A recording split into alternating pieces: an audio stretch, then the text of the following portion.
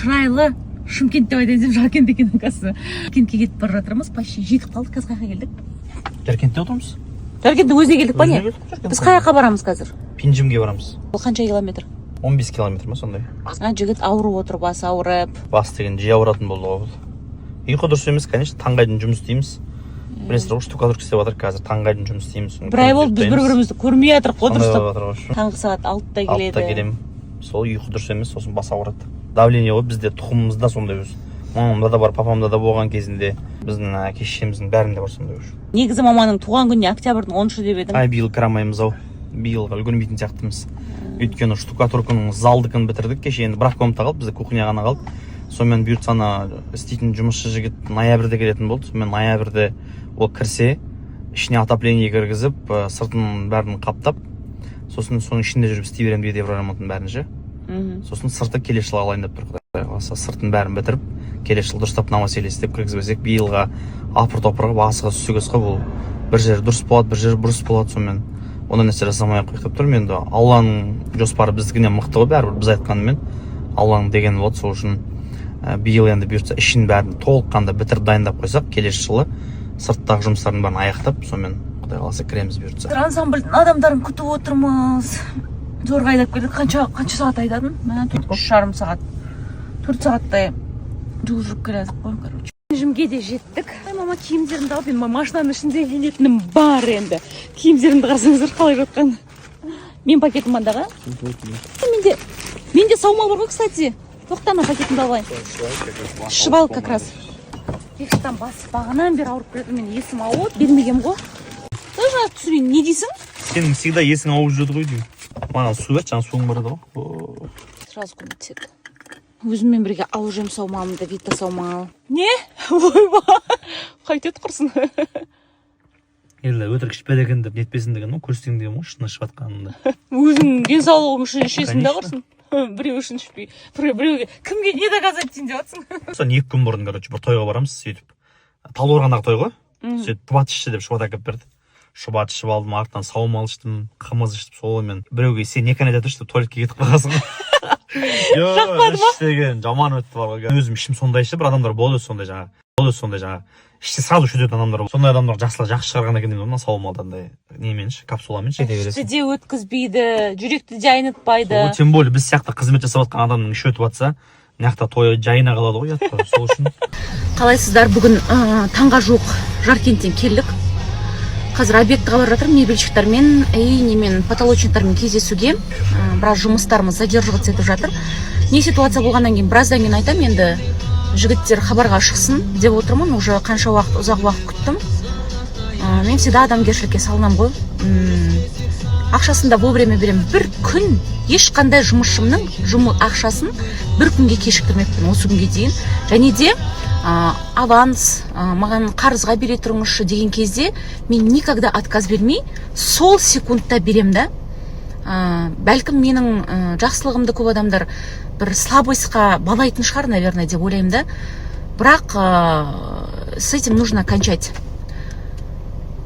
Просто уже нерв қалмады мен мына үйді салып біткенше, честно сказать, бірақ уже нерв қалмады мен бар. Соңғы нервный талшықтарым. Ой, үй салатын болсаңыздар, пожалуйста, ремонтты жасап қойған үй алыңыздар, өтініш. Мынау деген сұмдық болды бар ғой, честно. Мен всегда адамдарды мақтап, андай нет жүремін да, андай всегда жаманшылығын жасырып, жақсылығын асырып жүруге тырысам да. Бірақ соны көп адамдар түсінбейді да. Білмеймін енді. Ақшаны алып алғаннан кейін әңгімелері өзгеріп кетеді ғой. Ойбай, қандай демда адамдар қандай болып кеткен өмірде. Ужас. Аллам сақтасын. Қандай сөздер айтады и қандай істер істейді. WhatsApp-дағы перепискаларды да біраздан кейін шығарам. Қандай сөздер айтылған, не болған ситуацияларды. Просто мен уже на жерімде тұрда, мен уже ақша беріп тұр. Мен мал болып жалынғаным үшін я это покажу.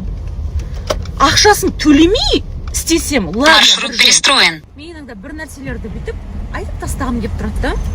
Бірақ деп тілімді тістеп қалам көп нәрселерде. Қойшы деп сабырлығымды қосып жіберем да. Просто кейбір адамдар ренжиді екен да маған не үшін кім ренжиді деймін да. Мен 1000 рет жаса жақсылықты, даже 1 рет жаманшылық көрме, бірақ соның өзінде жамандайтын адамдар бар екен да өмірде. Сіздер қазір түсінбейсіздер мен кім туралы айтып жатқанымды, және білмейсіздер да кім туралы айтып жатқанымды, оны никогда вы не догадаетесь, о ком я говорю. Просто өзімнің ішімдегі бір дүние бар да, соны айтып тастағым келіп кетеді да иногда. Қатты ашуландым ана күні. Қойшы деп өз-өзімді зорға бастым, шынымды айтайын. Енеме, күйеуіме вообще мүлде қатысы жоқ. Бұл стористі нағып түсіріп отырсың, онда айтпасаң дейтіндерге айтайын. Бұл стористі айыбы бар адам өзі түсінеді. Кім туралы айтып жатқанымды өзі біледі, іштей сезеді. Сезіп те отырған шығар. Сезсін, әдеге айтып жатырмын. Ішіме сыймай кеткеннен кейін айтып жатырмын да. Вообще прямо андай сідігім бетіме шығып отыр да. Иногда соны ойлап ана миымның талшықтары бар ғой. Содан кейін айтып тастайын дедім да, ана күні жазып жіберейін дедім да. Мен ақмақ болғым келмейді дедім. Ақмақ адамға 100 рет түсіндірсең де, ол түсінбейді никогда. Ол оны мойындамайды. Бірақ ішінен білет та, бірақ мойындамайды да. Ондай бар. Түсірем, бүгін мама екеуміз роддомға, бассейнға, осы жақтан кіре ма? Мамам уже бұл жаққа келген. Альмира босанды, Нұрғалым мен Альмираның 4-ші бөпешкасы дүниеге келді, сонымен соған бау беріп болсын деп тамағын апаруға келе жатырмыз.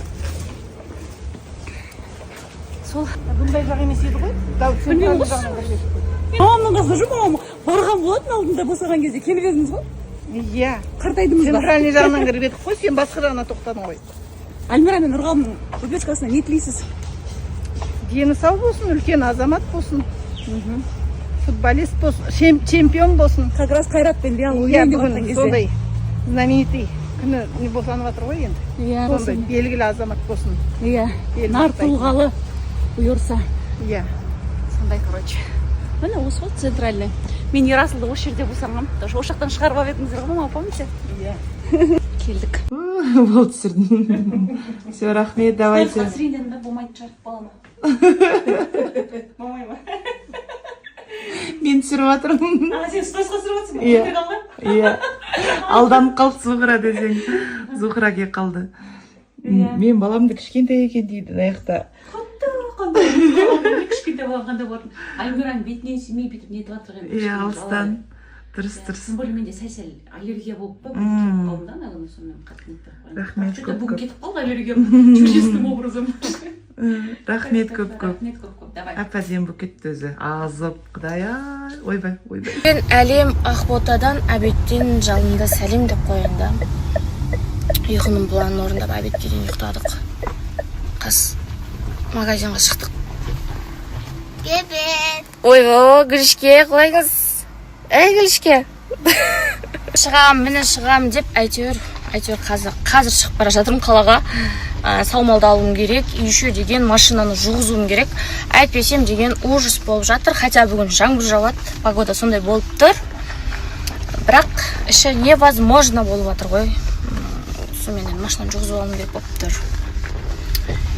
И тағда бір адаммен кездесуім керек. Неге сұлу болып тұр ме?